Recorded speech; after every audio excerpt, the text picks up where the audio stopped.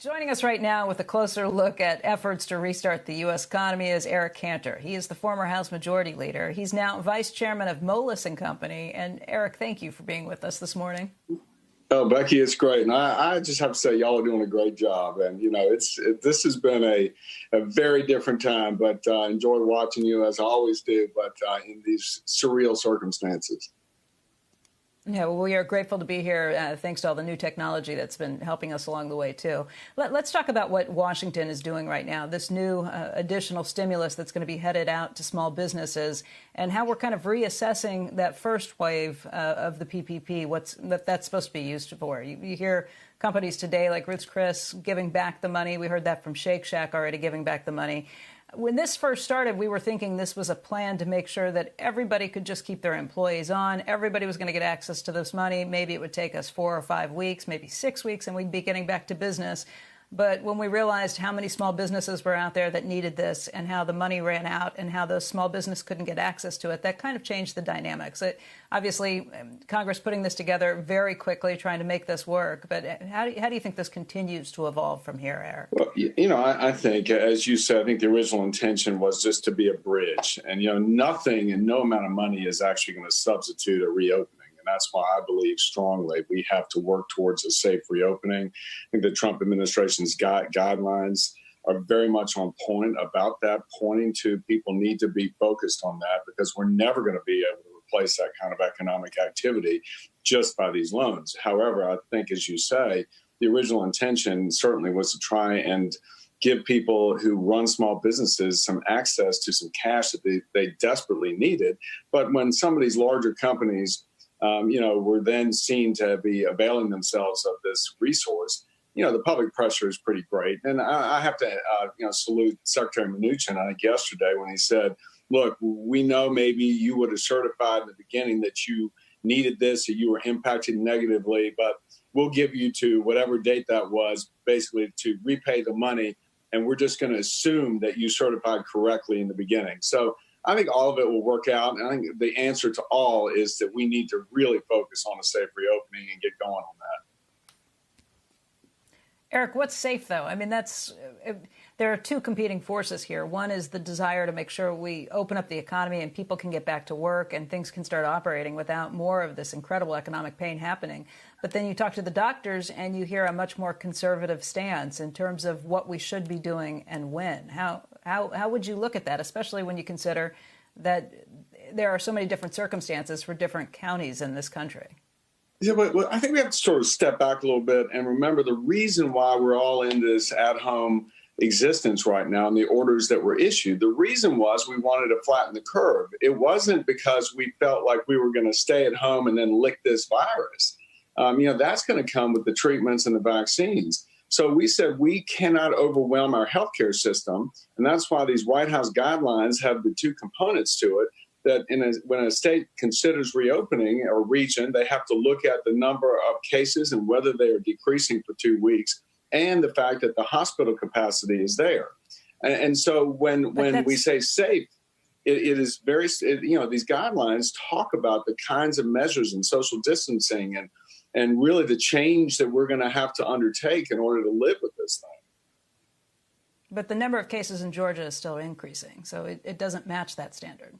Now, listen, I think, Dr. Birx and others and even the president who came out and, rejected the decision that was made by the governor there to say, hey, don't open massage businesses and tattoo parlors. I mean, that's ridiculous. You can't social distance with that kind of stuff.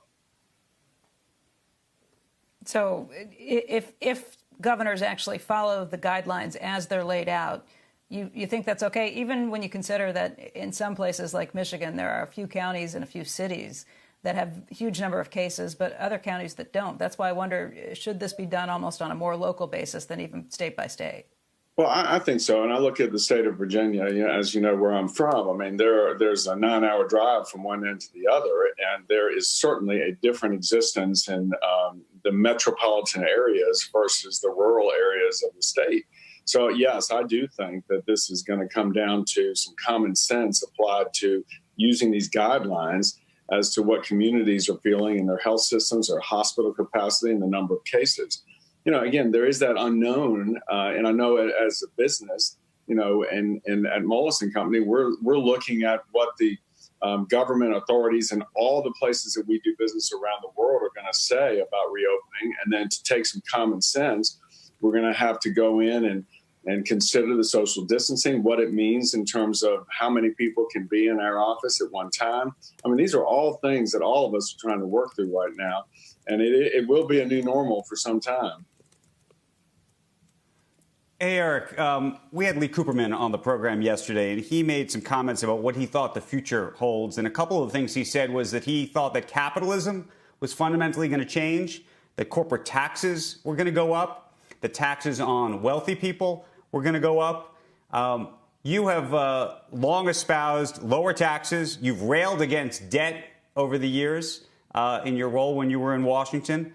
What's your take on what the future holds and whether this whole experience has changed any of those views?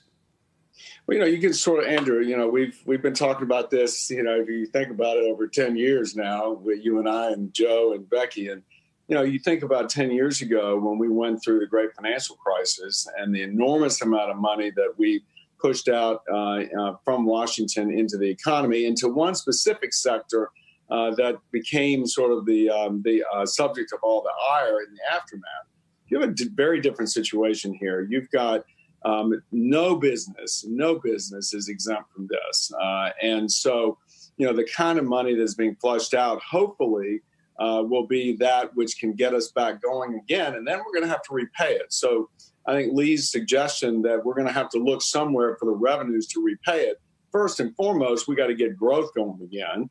And then I do think there's going to be a discussion, though, about a safety net. And what does that mean? There's going to be the natural partisan hue and cry for, a living wage, for universal basic income. And I think, though, that if we can come together and sort of set aside those normal partisan destinations that people go in and really think about what that means and how we can get more people into the workplace, into the jobs of the future. And we're going to have a lot of discussion. It definitely will, I think, change politics. There's going to be a lot of blame game and pointer and finger pointing on this, already starting when you look at how some of these loan programs are being administered. But I think a lot of it will be answered by the election in November as to who will win that. And then I believe we'll go about from there trying to answer some of these questions. Eric, aren't we back to we're back to the fundamental question. Okay, so it's not going to be capitalism. Then what is it going to be? Right. It's it's a stupid, anyway. And that's exactly what Mr. Wonderful said the other day. When we asked him, he's like, okay, there are things that are going to need to be done around, around taxes and everything else. But what mode of government are you proposing if you're not going to do capitalism to deal with all the problems that are going to be caused by the coronavirus? Go ahead, Andrew. Right. Joe, but it's this still going to be this capitalism. is socialism. Still going to be okay. If you want to call it, that's semantics. Andrew, that's just semantics. Right. Listen. Look, no one. We have, as I say all the time, socializing, privatizing. I've heard it. I've heard this. We don't have to do it. I've heard it. But the point is, if we're going to do it, believe me, I've heard it. If you're going to bail out all of the corporations in America, then we have to have a conversation about what corporations have to pay. Have the conversation. We do have the conversation, Andrew. We have it. Whether they have to pay a living wage to the people. Hold on. How are you going to pay a higher wage to the heroes? Still going to be capitalism, to the Andrew. Heroes who are at still the going to be capitalism. Who are at the cashier line. Right? No. I mean, this is the conversation that's going to have to happen. You're always thinking in about the little guy. I've seen that. That's what I've seen. Anyway, go ahead, Eric. Oh, come on. Look, this is crony capital. This is what you should be railing against. Right. Your free no, market this is not crony because everyone's getting this money. It's the coronavirus capitalism, not the crony capitalism. If we weren't forced to do it, we wouldn't be doing it. But this is everybody that you ask. Barry Diller, everybody that you ask to try and turn them into to socialists, they always say, we have to do this now. It's obvious. It's none of these companies wasn't moral hazard. We had to do it in 2008. They didn't bring it on themselves.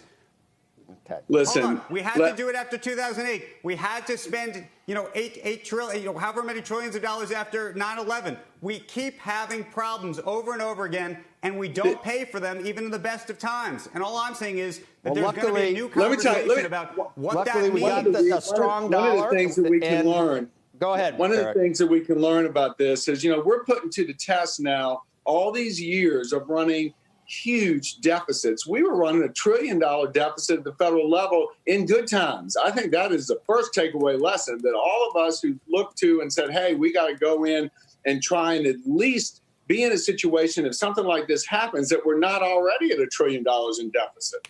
I mean, that's the first order of business. But I mean, listen, Andrew, there's no other solution here. You're not going to be able to afford the kind of things that you're talking about to put in place these universal basic incomes and to maintain the kind of standard of living that all of us are used to. You're just not.